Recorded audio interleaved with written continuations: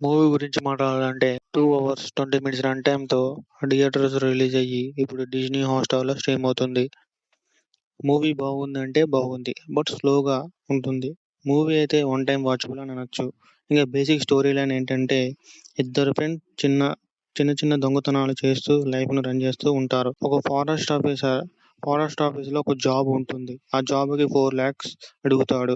ఆ డబ్బుల గురించి హీరో ఏం చేశాడు? ఆ జాబ్ గురించి వాళ్ళ తాతను ఎందుకు చంపాలనుకున్నాడు? వాళ్ళ తాత ఏం చేశాడు? అనేదే మూవీ స్టోరీ. ఇంకా ఓవరాల్‌గా మూవీ గురించి మాట్లాడాలంటే బేసిక్‌గా మనం మాట్లాడాల్సింది విలేజ్ బ్యాక్‌డ్రాప్. చాలా బాగా విలేజ్‌లా ఎలా ఉంటుంది? ఎలా జీవిస్తున్నారు? చాలా డీటెయిల్‌గా, చాలా క్లియర్ కట్‌గా చూపించారు. స్టార్టింగే దొంగను ఇంట్రడ్యూస్ చేసి దాని తర్వాత హీరో అండ్ హీరోయిన్ లవ్ ట్రాక్‌ను చాలా బాగా స్లోగా బట్ ఓకే అని చెప్పొచ్చు ఫస్ట్ హాఫ్.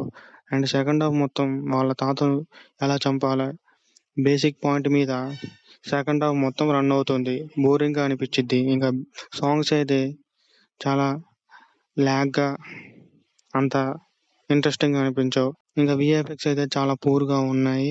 క్యాస్ట్ మొత్తం చాలా బాగా యాక్ట్ చేశారు. ఇంకా ఓవరాల్‌గా మూవీ అయితే చాలా అంటే చాలా బాలేదు గానీ ఓకే అని చెప్పొచ్చు.